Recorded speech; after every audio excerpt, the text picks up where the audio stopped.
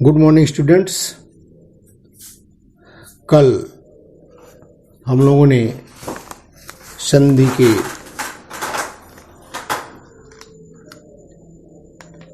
पाठ्यक्रम में दीर्घ संधि को हमने पढ़ा। उसी क्रम में आगे बढ़ते हुए दूसरी संधि है गुण स्वर संधि। पहले हम इसके नियम को देखेंगे। गुण स्वर संधि का नियम है, यदि अ अथवा आ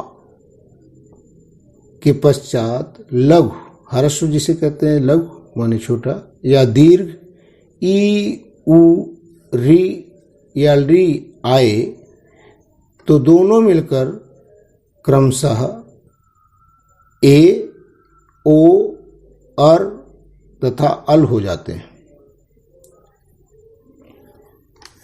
जैसे अधन ई बराबर ए, अधन उ बराबर ओ, अधन री बराबर अर, अधन री बराबर अल। अब हम एक एक उदाहरण इसका देखते हैं। सर्वप्रथम अ धन ई अर्थात दोनों लघु स्वर। नर धन इंद्र, यहां हम देखते हैं नर शब्द के अंतिम वर्ण र में अ लघु स्वर है और इंद्र में ई प्रथम वर्ण वह भी लघु स्वर है। दोनों लघु स्वर अ और ई मिलकर के ए हो जाते हैं, अर्थात नर धन इंद्र नरेंद्र। अ लघु और ई दीर्घ भी मिलकर के ए होंगे।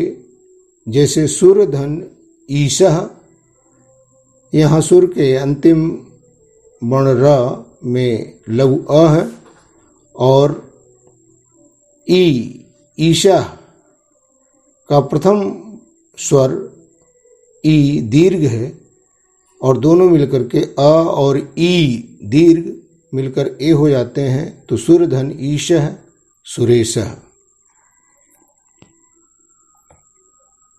उसी प्रकार आ दीर्घ और लघु ई भी मिलकर के ए, अर्थात महाधन इंद्र। यहां महा का जो अंतिम वर्ण ह वह दीर्घ है और इंद्र का प्रथम वर्ण स्वर ई लघु है। दोनों आ और ई मिलकर के ए अर्थात महेंद्र। आ अर्थात दोनों दीर्घ, आ और ई दोनों दीर्घ मिलकर के भी ए, जैसे महा धन ईशः। महा में हा जो है वहां दीर्घ है और ईशा का प्रथम स्वर ई भी दीर्घ है, दोनों मिलकर के भी महेशः ए हो जाते हैं। इसी क्रम में अ लघु अथवा दीर्घ उ लघु अथवा दीर्घ से साथ मिलकर के ओ हो जाता है। इससे अ धन उ बराबर ओ, पर धन उपकार। अब पर में अंतिम वर्ण में अ है और उपकार का प्रथम स्वर उ लघु है। अ और उ दोनों मिलकर के ओ हो जाते हैं, परोपकारः। उसी क्रम में अ धन दीर्घ उ भी मिलकर के ओ हो जाता है। जल धन ऊर्मी बराबर जलोर्मी।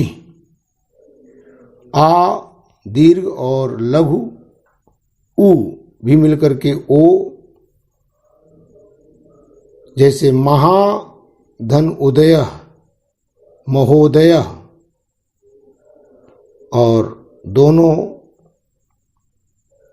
दीर्घ स्वर अर्थात महा आ धन उ बराबर भी ओ, जैसे कि महा धन ऊष्मा बराबर महोष्मा।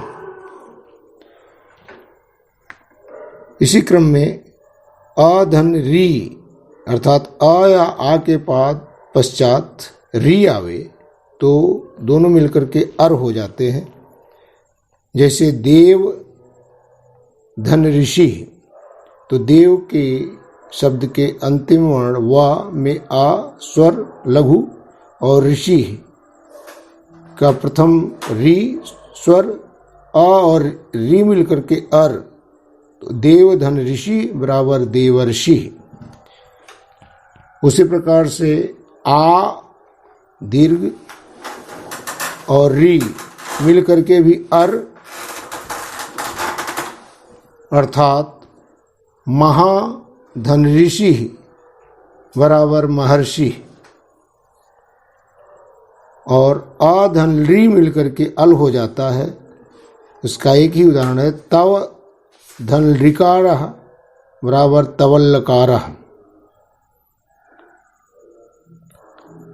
अब हम हमारे पाठ्यक्रम में, हमारी परीक्षा में संधि विच्छेद आता है करने के लिए, तो संधि विच्छेद कैसे करेंगे यह हमारे लिए मुख्य बात है। तो संधि विच्छेद करते समय हम ध्यान देंगे कि ऊपर हमने 3 मात्राएं अर्थात 3 स्वरों को 2 प्रकार से व्यक्त किया जाता है, मात्रा के माध्यम से और स्वर वर्णों के माध्यम से। तो यहाँ ए, ओ और अर जो ऊपर में र लगाया जाता है, इन्हीं संधि विच्छेद को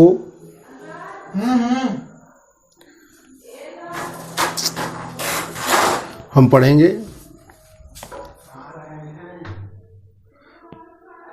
उपेंद्र बराबर, अब यहां हम देखते हैं उपेंद्र में पा पर ए की मात्रा है और ए की मात्रा पर ही हम संधि विच्छेद करेंगे और वह होगा उपधन इंद्र। जब हम ए पर तोड़ेंगे तो ये इस नियमानुसार ऊपर जैसे हमने पढ़ा, तो विच्छेद करते समय दोनों तरफ के स्वर निर्धारित हैं। जब हम ए पे तोड़ेंगे, संधि विच्छेद करेंगे, तो बाएं पक्ष में अर्थात बाएं पक्ष में अ या आ होगा स्वर, और दाहिने पक्ष का पहला स्वर या तो ई होगा लघु या दीर्घ ई।